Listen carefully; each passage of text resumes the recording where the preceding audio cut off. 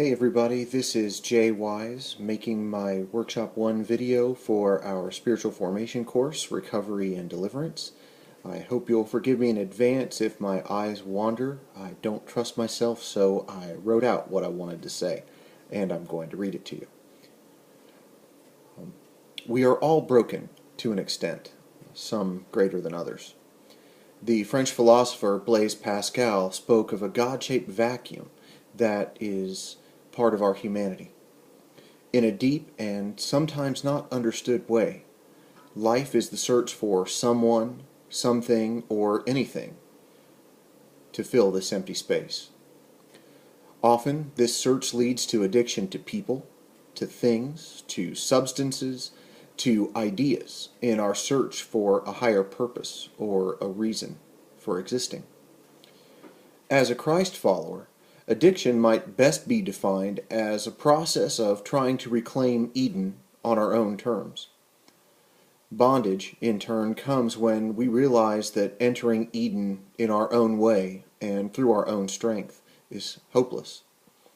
At the same time, we feel powerless to break free from the actions, thoughts, and physical and spiritual forces we believed would make us feel whole or that would fill in life's empty spaces. Recovery is the process of being renewed in the Trinity's image and likeness, and I believe it's at the heart of spiritual formation. It is God's greatest gift to humankind. We are remade as true persons as the Father, Son, and Spirit join to shape us emotionally, mentally, physically, socially, and spiritually. This is an inside-out movement. Recovery starts with the person and extends to his or her behaviors and then to their relationship with God and with others. See how Jesus frames the Great Commandment, if you aren't sure about this. Most important, I think that God's deliverance of people from themselves, from sin, poor choices, mistakes, and even our best intentions, and their recovery to the life the Godhead intended from the beginning, from Eden, is at the heart of God's kingdom.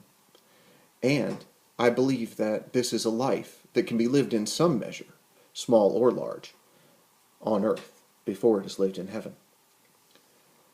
I sense the next 16 weeks will be some of the most important times of my life.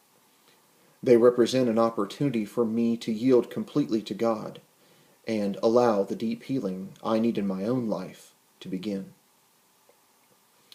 My own personality is melancholy to depressive, and I mask it with self-deprecating humor and what I hope is an appropriate amount of snark. At the same time, though, I struggle with deep loneliness, insecurity, and a drive for accomplishment and wanting others to like and love me, including God. There are days when it is easier for me to believe that Jesus physically rose from the dead than it is for me to believe that Jesus loves me and that he loves to forgive me for my sin, my poor attitudes, my judgmental spirit, my anger, and my arrested spiritual development. Now, lest I be seen or allow me to label myself as morbid or the cohort's resident Debbie Downer, I believe that God is greater than my fear of change and how my life will change as a result of being healed. My desire is to be a more hopeful person.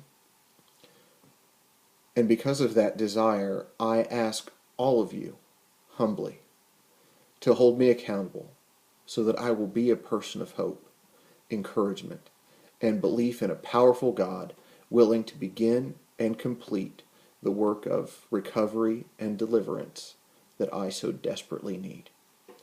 I wish all of you a great semester. I look forward to learning with you and from you, and am excited for what God will do in and through us over the next 16 weeks. God bless.